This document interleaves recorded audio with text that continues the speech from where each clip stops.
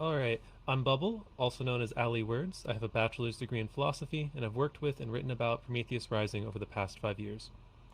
Last week we read Chapter 11, The Holistic Neurosomatic Circuit. If you missed it, look it up on our YouTube channel. This session will also be recorded and uploaded. Are there any questions before we start? No? Okay. Okay, let's take a look at the exercises from Chapter 11. Those start at the bottom of page 193. Did anyone have a chance to try any of these? Nope. Nope. Okay, I'm just looking over them again myself. I didn't do any of these explicitly, but I started reading a book on pranayama, which I do some of the breathing exercises already, but I haven't like gone through the whole system of like knowing what everything's called and how you're supposed to do it all. But it's definitely something that I'm looking more into. Does anyone here do any like breathing exercises or breathing based meditations? It's part of what I do for, within the Golden Dawn framework. There's much breathing in there. I also have some weird, physical stuff going on now and then where breathing also helps. And I'm actually planning to get into pranayama too, if I can. It's cool. Alright. I guess with that, let's move on. But a lot of it is more the same kind of stuff as like, check out these different reality tunnels, these different ways of viewing the world and thinking about things. And maybe don't subscribe to them wholly, but try them out for a bit and see if there's anything that you can learn from them. Alright, so chapter 12, and let me make sure I have the right image up. Yep. Chapter 12 starts on page 195. It's called The Collective Neurogenetic Circuit. And we have a quote here from F.M. Esfandiary and their book Upwingers. It says, "It is no longer only the right that is conservative. The entire left is also suddenly conservative. The liberal and the radical left have fallen behind." Alright. And then on page 197, the sixth circuit of the brain kicks into action when the nervous system begins to receive signals from within the individual neuron, from the RNA-DNA dialogue, the neurogenetic feedback system. The entire nervous system, including the brain, has been designed like the rest of the body by the code within the DNA molecule, which sends signals via messenger RNA molecules to tell the organism what to do: grow red hair, have blue eyes, stand up and walk now, start to talk, find a mate, etc. Our entire mental lives, our brain hardware and software, exist within the perimeters of this DNA master tape.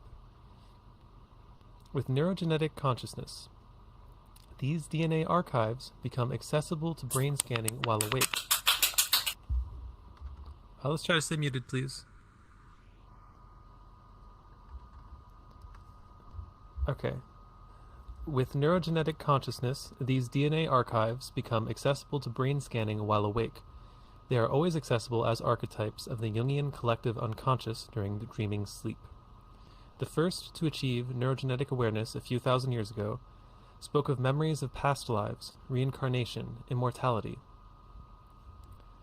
That these neurological adepts were speaking of something real in the best language of their day is indicated by the fact that many of them, especially Hindus and Sufis, gave marvelously accurate poetic vistas of evolution millennia before Darwin and saw superhumanity before Nietzsche.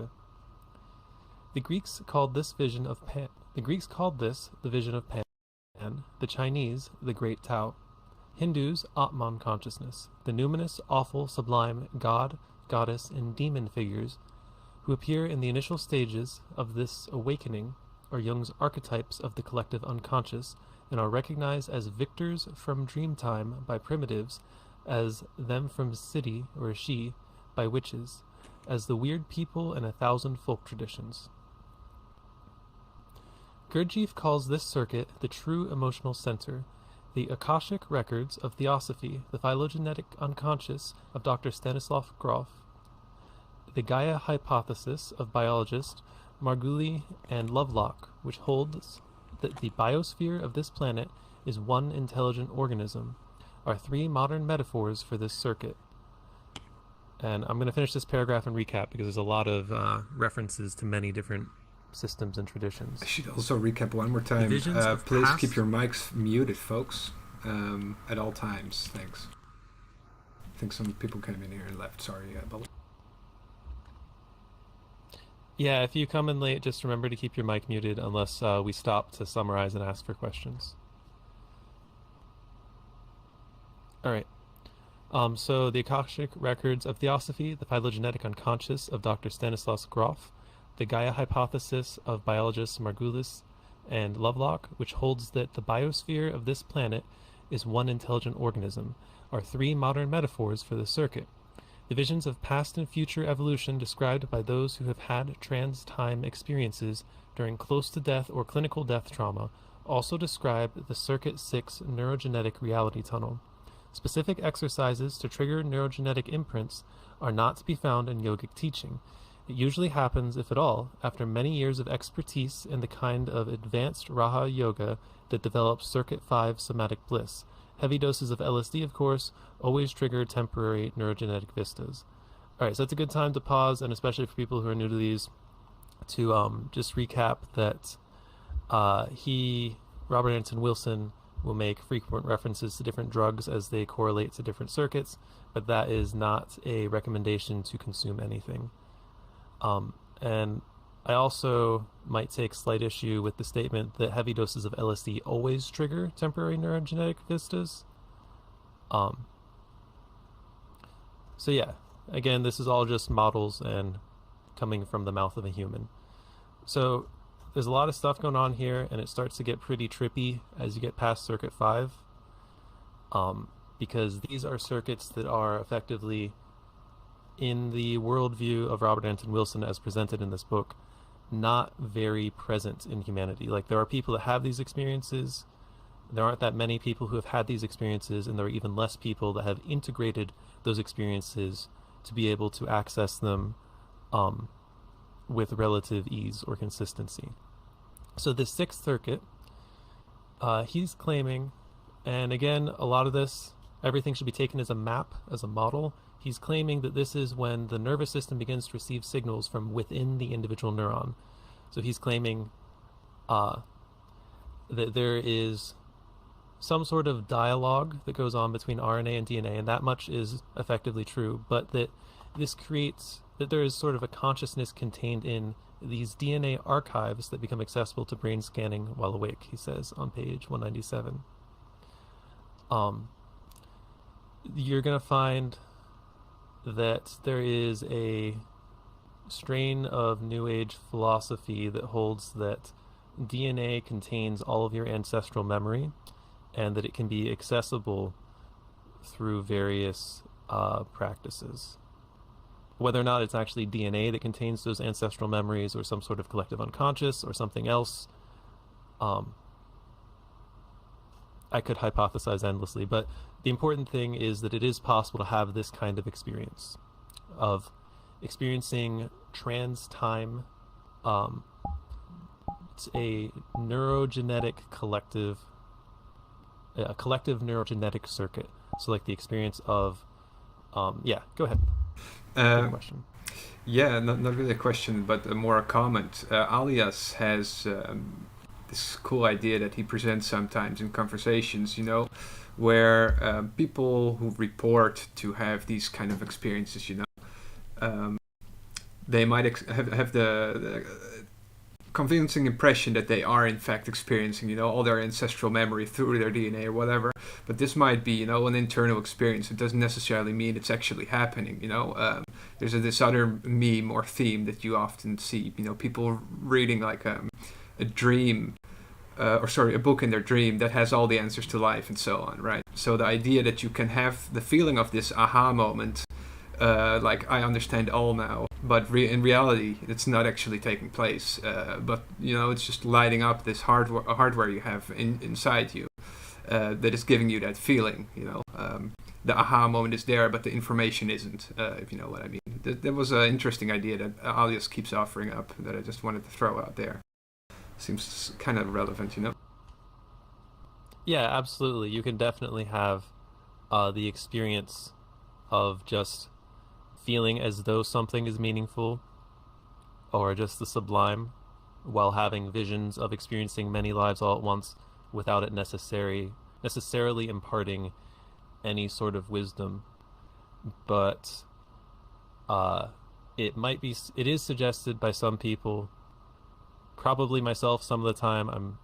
I change my opinion about things, of course, that if you continue to work with those experiences, that they will produce things that you can integrate, even if you're not actually experiencing like all of your past timelines. If you were to work long enough and hard enough and be lucky enough to activate and integrate this circuit, there would be things that you would change in the way you live your life. Absolutely. Yeah, I do agree.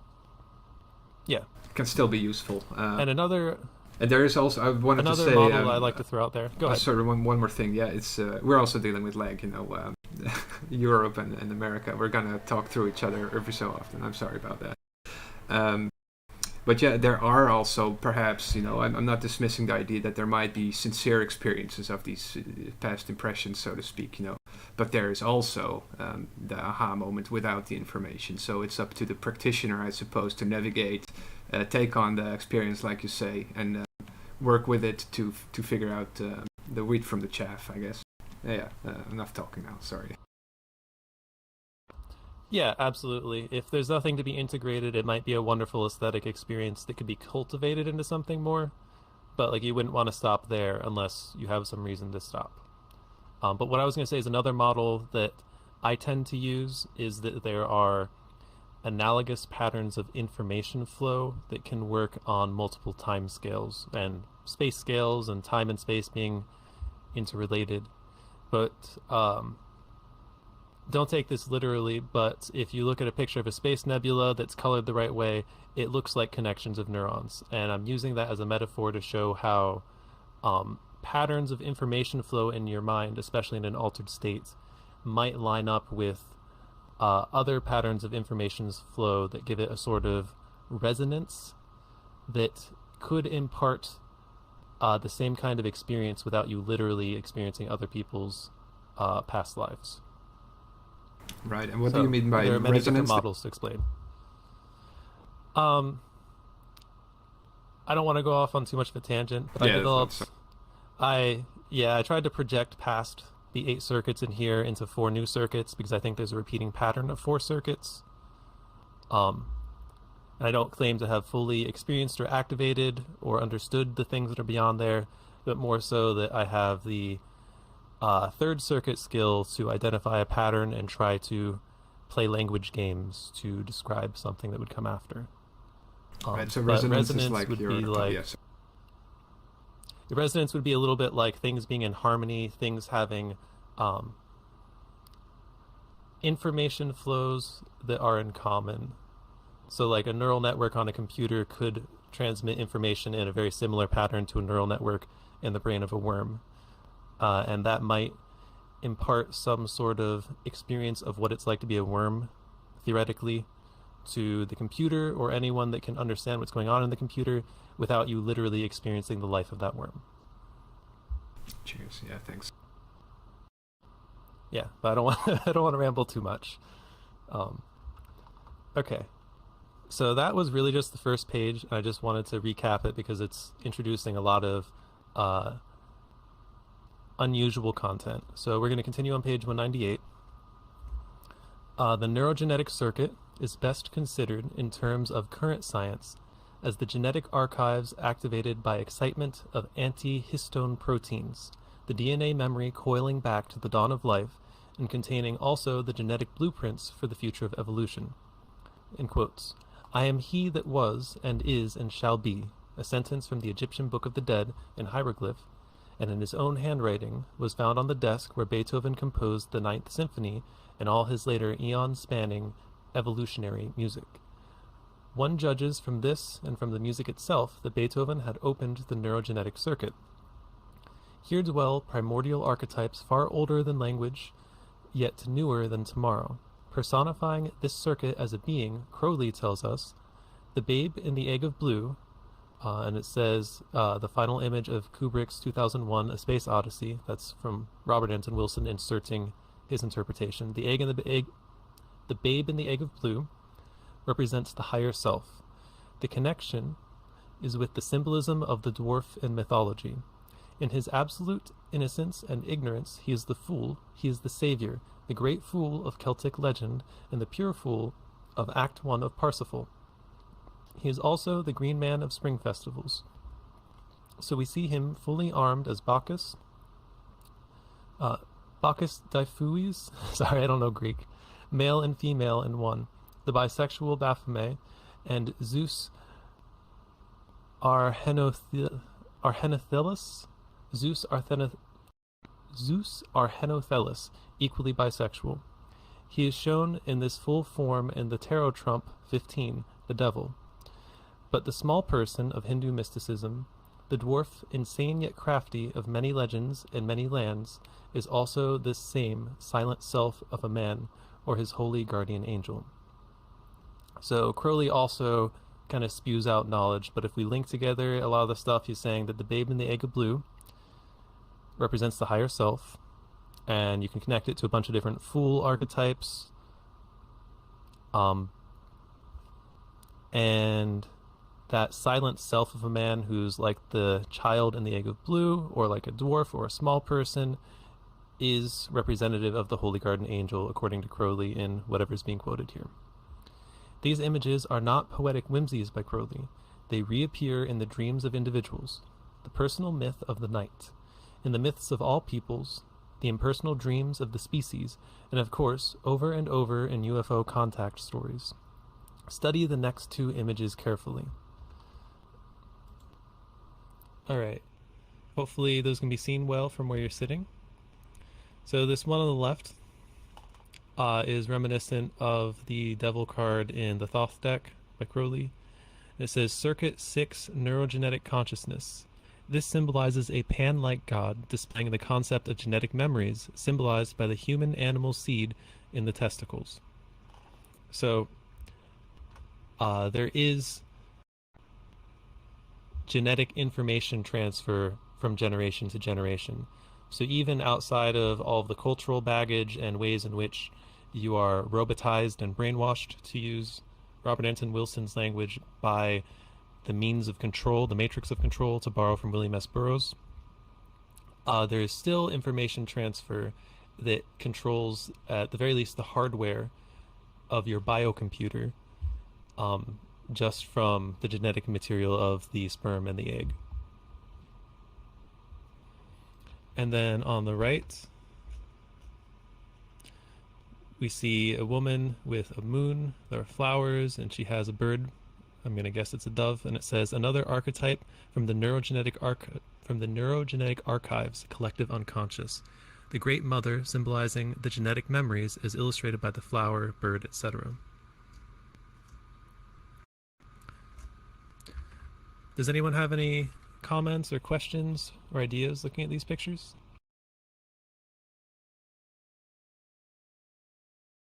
Well, I'm not going to go first this time.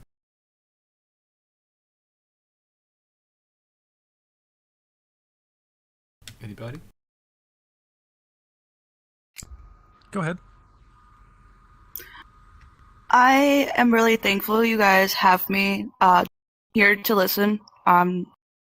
Fitting this in to learn a little bit more. It makes sense what you both are talking about.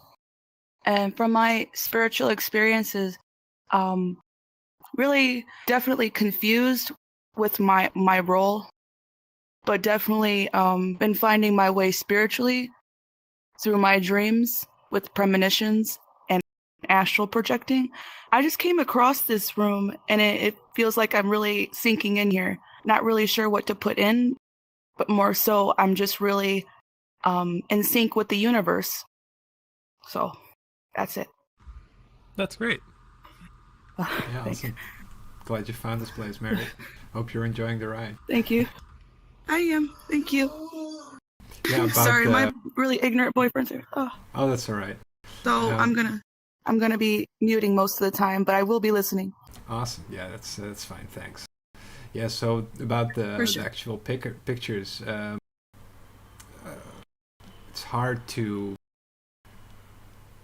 maybe consider them, just the way Ra would want us to, but maybe he would want us to consider them with all our entanglement of associations and so on, Obviously, it brings up a whole lot of tarot stuff and Kabbalistic correspondences for me, but yeah, I was just looking at how it's quite interesting, the people down there in the testicles. It's not super sophisticated or anything, but it's just a funny way of depicting, I guess, you're carrying the weight of, or you're carrying the lineage of, well, everybody that came before you. It's an interesting way to depict that. I guess that's my only thought here. Amusingly, around the time that microscopes were first invented, a lot of scientists claim to see little humans on the head of semen that they were looking at, because those were some of the larger cells that they were first examining. So that is actually grounded in how some people in Europe used to view semen, strangely enough. That is quite interesting, yeah. All right. I think we should move on, because we hit on a few things going on there. So on page 201, the language of this circuit is the multi-level language of Finnegans Wake, where Finnegan is Finn again. Finn McCool, of Irish legend, reborn and Huck Finn again, also sailing down Mrs. Liffey, both the river and Anna Liffey in Ireland, and Huck Finn's Mississippi, where Mark the Wan is King Mark, cuckolded by Tristan, but Mark the Twy is Mark Twain, married to a wife he called Livy, just like the Irish River, and Mark the Tris is cuckolded Mark, and cuckolding Tristan in one.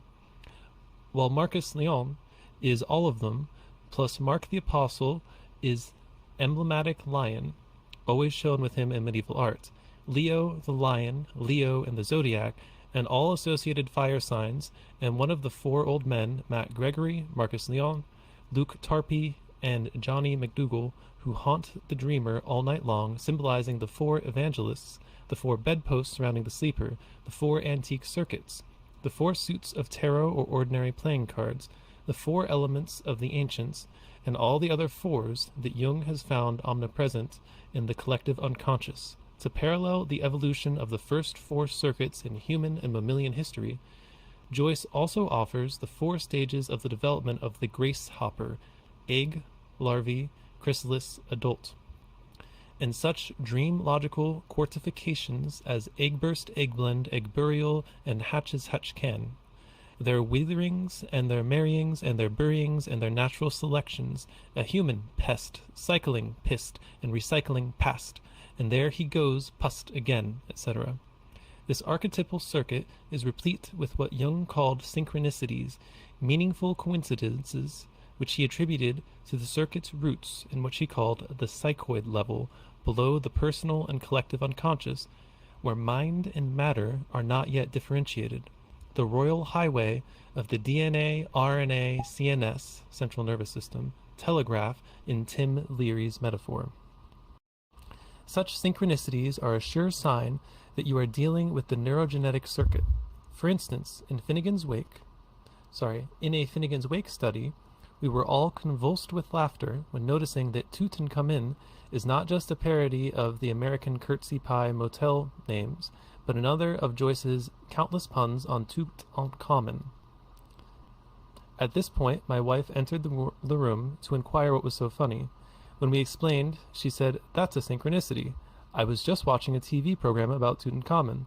And of course, Joyce put the boy king into the dream because the main theme of Finnegans Wake, the main theme of the neurogenetic circuit, is the survival of genetic memory through time, symbolized by the resurrection myth, and Tut was dug up, resurrected, synchronistically, just after Joyce started work in this epic. As Joyce explains the logic of the neurogenetic circuit, this orth of years is not save brick dust, and being hummus the same returns. And then it looks like there's maybe a little translation from Robert Anton Wilson that says, the earth gives back in new forms what is buried. And since on the bunk of our breadwinning lies the corpse of our seed father, comment superfluous to those who know the golden bough. That's not very helpful, but it says, on the bunk of our breadwinning lies the corpse of our seed father. So Fraser's The Golden Bough was a book that was around pretty early in terms of interpreting a lot of myths, and a fairly large chunk of it talks about human sacrifice for crops. So on the bunk of our breadwinning, so specifically for like growing like barley, lies the corpse. The crops, if you're looking at the text, it's spelled CROPSE, of our seed father. So both on the dead body of a person becoming soil, returning to the earth, we lay our seed, which the seed being like from the father. Think of the pan with humans inside of the seed, sending it back into the earth, winning bread, bringing the barley back up out of the soil. Bubble question. Yeah. Yeah, just wanted to ask, could you maybe go over like the first major chunk, if you want to, can also save it for later, of 201 again, because to me that just seems like psychedelic poetry if you don't really take the time to really go through it. So maybe if it's not an appropriate moment right now, we can do it later, but you feel like maybe picking that apart a little more, 201? Yeah, I'll look at it in just a second. Yeah, sure. Yeah, and I will say that good psychedelic poetry actually has content in it and not just sounding cool. Absolutely. Which is it's an a mystical unfortunate text, you know. thing that people do. It's a wonderfully useful device, and that's why it deserves time to go through, I think, because there's a lot of stuff there that's really interesting. Anyway, yeah, exactly.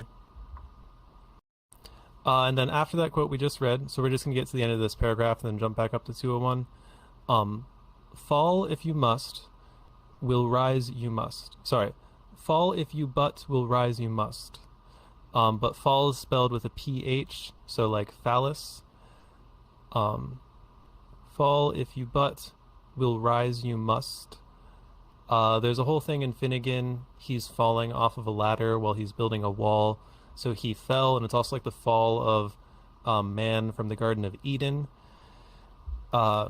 But then you're going to rise again. And then after that it says, the seed, the genetic code, and the egg, cellular wisdom, sends the signal down the eons in the similar metaphor of Nobel geneticist Herbert Mueller. We are all giant robots manufactured by DNA to make more DNA. All right, so we're going to pause there in the middle of page 202. And then we had some other stuff. You're talking about where it talks about the grace hopper? Well, basically the part between, you know, the language all the way up top and this archetypal circuit is replete. You know, there's a solid paragraph there with a whole bunch of examples and interesting ways of jumping between them, so to speak. That is a little bit of how James Joyce there's also some sections of Finnegans a Wake. lot of Finnegans Wake in there, yeah. You pick it apart better than most people I know, so that would be valuable too. Anyway, back to you, yeah. Yeah, I will say that Finnegans Wake actually has multi-page long lists of things. It can get kind of repetitive at times, but that is how it goes. So, in Finnegans Wake, one of the things going on, and people argue about what's actually happening throughout the book endlessly, including people with PhDs, like that's what they do if they care about Finnegans Wake, is that there are many different voices happening all at the same time. A common interpretation I like is that you are actually hearing the dying consciousness of Finnegan while he's at his wake, and everyone from the town shows up at one point or another drinking because it's an Irish funerary ceremony, but also gossiping about him. And during this, during Finnegans' delirious comprehension of the gossip that's going on around his dead body, there are 4 old men whose voices show up consistently throughout the story. And maybe story is not the right word, but we can call it a book at least. So those 4 old men, I'm going to skip around a little bit. So he's saying that Finnegan, it's not exactly fair to say Finnegans Wake has a protagonist, but if there is a protagonist, it's Finnegans Wake in the sense of him being a first actor. Although if you take it back to Adam and Eve, Eve was the first actor, so to speak, who corrupted Adam, if you believe in original sin. So Finnegan is Finn again, so he's finished again, he's dead again. He's also Finn McCool, so he's someone in Irish legend, but also, so Finnegan is like many people all at once. The characters in Finnegans Wake are not individuals, they are archetypes. So if you ever wanted to read a novel where there are no people, it's just archetypes psychedelically, deliriously gossiping about each other in the most intricate way anyone has yet to create, that's one way to approach the book. So these 4 old men, a lot of writers on Finnegans Wake associate them with the 4 Gospels of Matthew, Mark, Luke, and John. So that's a lot of that middle stuff. There are a bunch of river themes going throughout the book because the wife of Finnegan, who a lot of the characters are actually, they don't have one name, so they have like abbreviations, but it's Anna Livia Plurabelle. She is not only like the divine feminine, the divine mother, she is also like all rivers everywhere. She's like a very watery figure. So you see the name of pretty much every river that James Joyce could find anywhere meshed into the book. Especially there's one chapter where it does that a lot. So she is the river Livy, but she's also all rivers. There's a lot of confusing gossiping stuff that goes on in the book that people argue about what sort of sexual thing should not have happened that Finnegan did. Maybe he revealed himself in a park, Phoenix Park.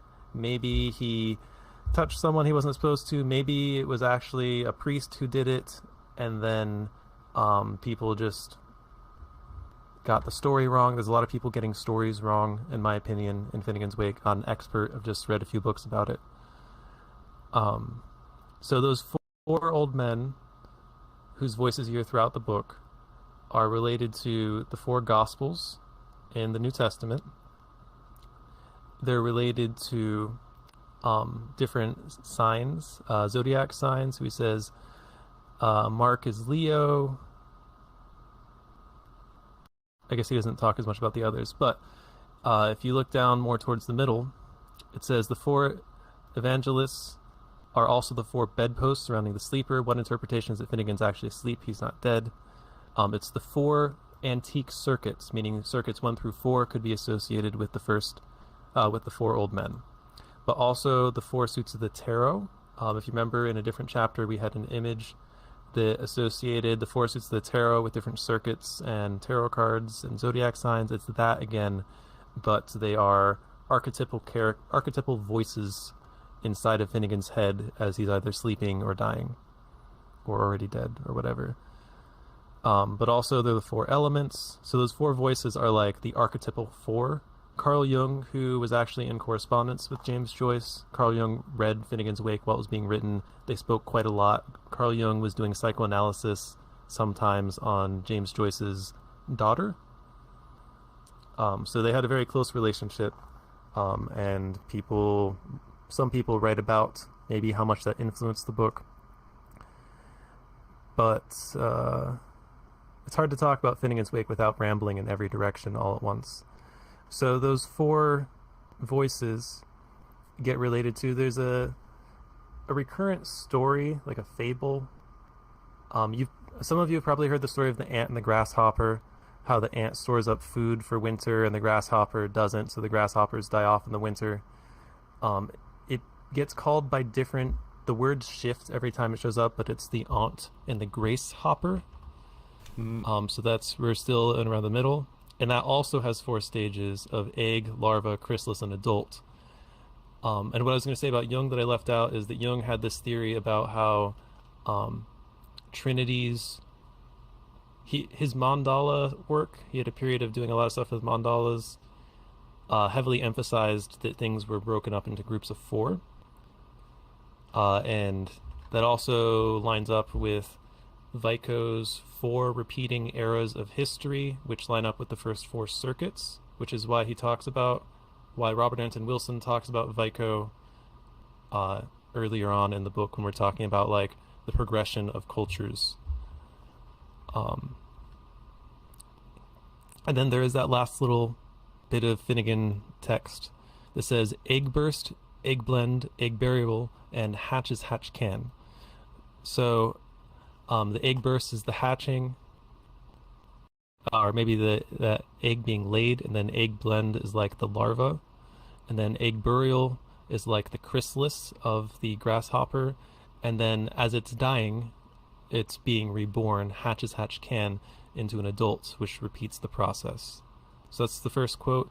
And then a lot of times I'm not familiar with Irish culture of that time period, but I'm going to guess egg burst, egg blend, egg burial, and hatches hatch can.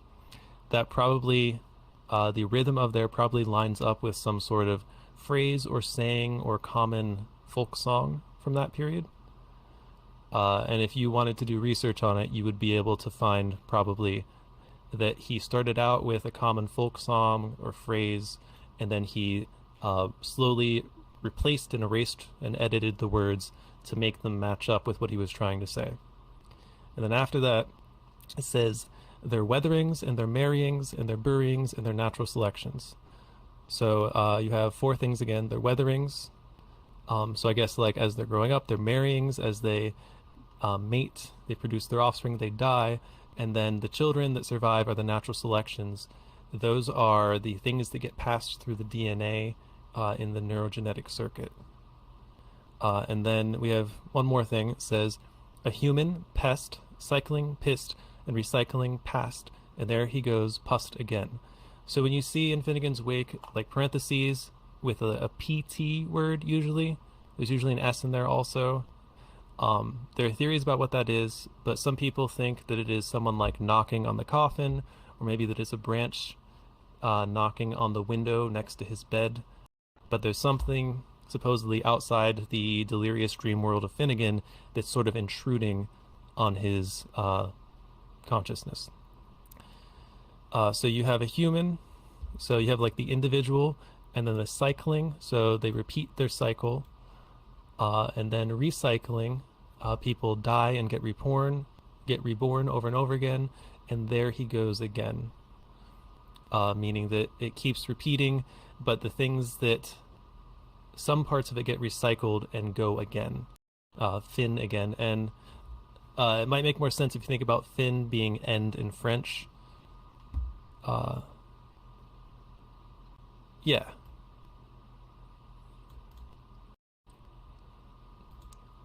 Any questions or comments? I know it's a lot of stuff. It's hard to talk about Finnegans Wake without doing that, because it's a bunch of stuff all crammed together. It was helpful to go through it bit by bit at least. It's honestly amazing what this Joyce did with this book. It's pretty crazy stuff. Yeah. Okay. Let's not linger too much more on that. Okay, so back to the middle of page 202. To the individual, the breaks in the chain of life, death, life, death, life, death are all too real and painful to the seed and egg wisdom of the neurogenetic circuit. The seamless unity of life, death, life, death, life, death, life is the greater reality. The neurogenetic circuit is probably located in the right neocortex and is more recent than the neurosomatic circuit and the back sections of the right cortex. Circuit 6, neurogenetic consciousness, allows you to converse with the evolutionary architect who designed your body and billions of others since the dawn of life around 3 to 4 million years ago. This architect is the greatest designer on this planet, as Bucky Fuller has often commented. No human architect has yet equaled her efficiency or her aesthetics in such routine products as roses, eggs, insect colonies, fish, etc. She or he can be personified in modern times as mother DNA or father nucleic acid. The rationalist immediately objects that such personification, however inescapable it is to all who have encountered the architect directly on the circuit, is illegitimate. So the rationalist immediately objects that personification, even if you can't escape it after encountering the mystical experience of the architect, is the archetype he's using, is illegitimate because she or he is unconscious. The rebuttal given by all Circuit 6 adepts in all cultures and all ages is that she or he is not unconscious, but intoxicated, and it is a divine intoxication. Less poetically, whether we humanize this architect into a big mama or big daddy, or animalize it into a jackal-headed being like the Egyptian, or insexualize it into a divine praying mantis like one African tribe, or spiritualize it into something totally abstract like Hindus and Christian scientists, we are only depicting one cross-section of this 3 to 4 billion-year-old being. When we molecularize it as DNA, we are also only seeing one cross-section, the most useful cross-section for scientific analysis. That is all that needs to be said, or should be said, for the scientific materialist chemicalization of the biosphere, and it is no contradiction of direct experience of the being itself via Circuit 6 yogas, biological or chemical. Indeed, the direct experience, undoubtedly, can and has helped many scientists get a wider, more holistic view of what is going on in evolution, which they have brought down to Circuit 3 in better linguistic models.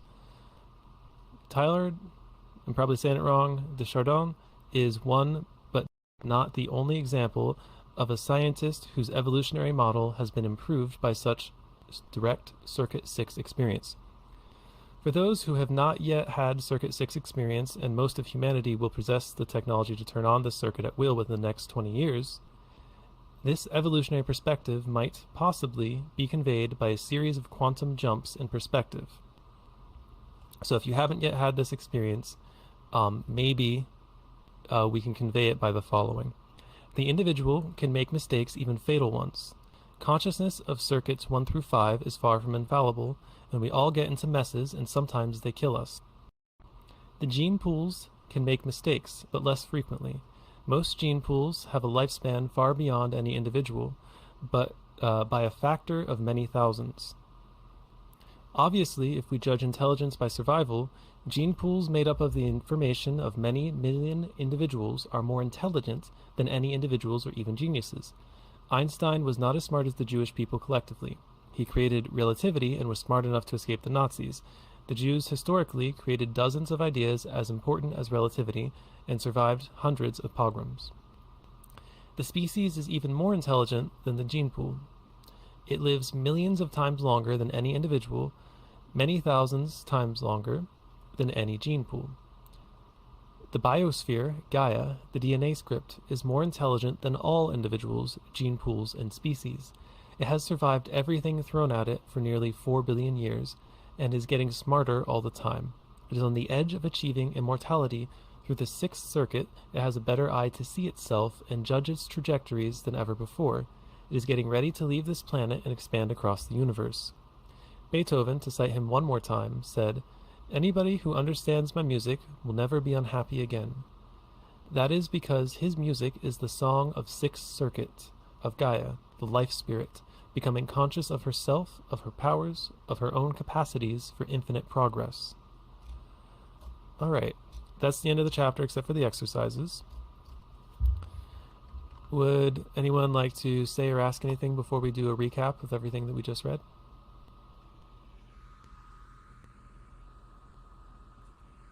Alright, we can do a little summary first. That might jog some ideas, jog some memories. Alright, so we talked about the 6th circuit, which is the collective neurogenetic circuit. Robert Anton Wilson suggests that the 6th circuit kicks into action when the nervous system begins to receive signals from within the individual neuron from the RNA-DNA dialogue. So the idea is that DNA is sort of like the information residue of the mathematical operations performed by all of your ancestors as a single organism. So all of the natural selection and unnatural selection of people choosing who to have children with did a whole lot of stuff to DNA as an information-carrying molecule. And the information that gets passed on by people having children is what determines a lot about you. It physically creates you, as far as we know. That's like the main thing that includes the information for how you grow and are constructed. And because of that, that's like the hardware of your biocomputer, to use the language of Timothy Leary. Not Timothy Leary, John C. Lilly. I mean, I guess they all use it, but I'm pretty sure it originated with John C. Lilly. So because of that, there's a certain category of experience that has to do with that kind of information, the stuff that has been transmitted by not individuals, but I like to call them meta-entities in my own thinking. So like an entire group of individuals, call them a gene pool, is like a meta-entity if you think about them operating as a single organism. If you look at an anthill, each individual ant is they're an individual, right? But the whole anthill, it performs operations, it does things that it appears no individual ant understands. So the anthill, or like a beehive, they can be considered meta-entities. And so can a species, and so can the entire biosphere, so all of the life on the planet. And what Robert Anton Wilson is getting at, in my interpretation, is that when enough of the population has activated and integrated Circuit 6 consciousness, that people will be more aware about the operations that meta-entities perform, meaning they can judge the trajectory, I think he says on like that last page, that they can judge the trajectory of not only their own gene pool or their own life. A lot of people have struggles, just like understanding the trajectory of their own life. But if you really understood the Circuit 6 consciousness and you were able to use it at least somewhat intentionally, you would also be able to make intelligent guesses about where your gene pool and where the whole biosphere is headed.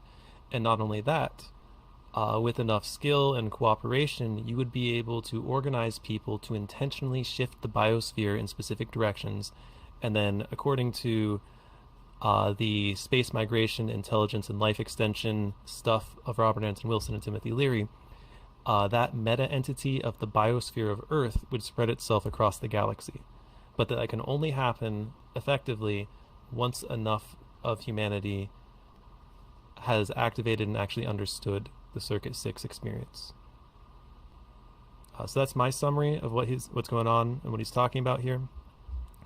It's kind of difficult to talk about, even with people who have had some amount of this kind of experience. Things get harder and harder to talk about as you go further up the circuits. And I think that was most of it. It's actually a pretty short chapter. It's just very packed with information. Any questions or comments before we look at the exercises?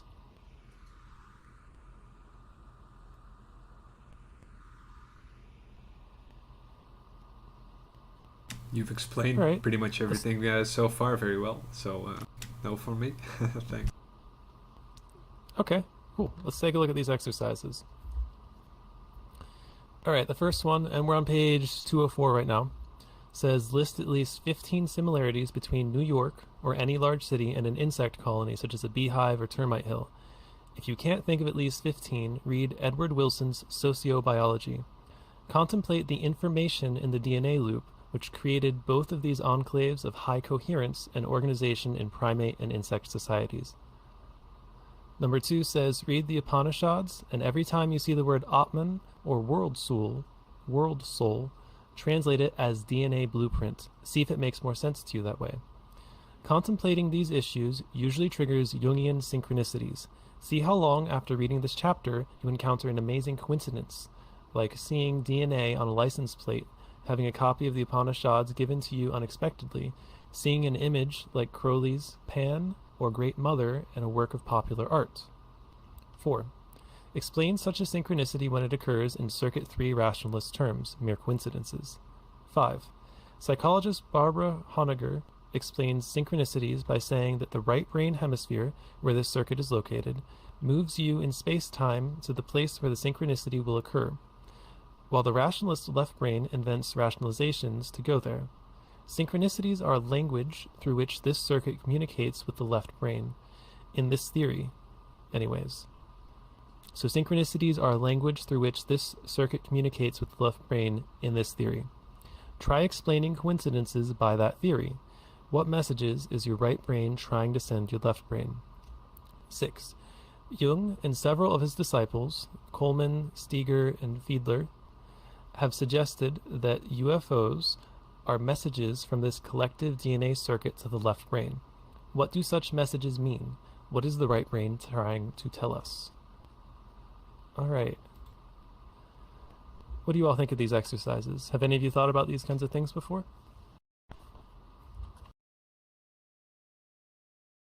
Yeah, I think the meta-entity idea is super interesting. I mean, I guess everybody's been baffled before, by an episode of Planet Earth, by BBC or something like that. But yeah, it does happen too, especially in big cities. First thing I thought of, I'm not trying to do these exercises here now, but this, something like the garbage regulation, the presence or lack of it. It seems to be like a meta-entity that emerges, just by pure necessity. Of course, nobody likes to be around garbage for too long.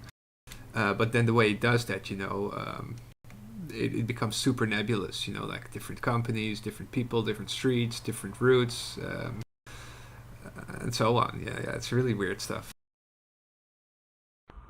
Yeah, absolutely. Depending on the resolution you look at a city, you'll see many different things. Like even if you zoom down at one person, they also regulate their waste, and if they don't, they die, right? If your body retains its waste. And then if you zoom in to look at a single cell, you'll also see the same thing. And a single cell is like a meta-entity of organelles, which are like a meta-entity of the molecules or proteins that are in there. So just like in a cell, you're going to see the vesicles form around different waste products and then exit like the phospholipid bilayer and exude out of the cell or whatever. You're going to see the body doing the same thing on like the level of the blood, transferring things back and forth, and then of course your own just like urinary and fecal systems. So at every resolution you look, at least at every resolution that I have looked and thought about enough, you're going to be able to find that same kind of behavior.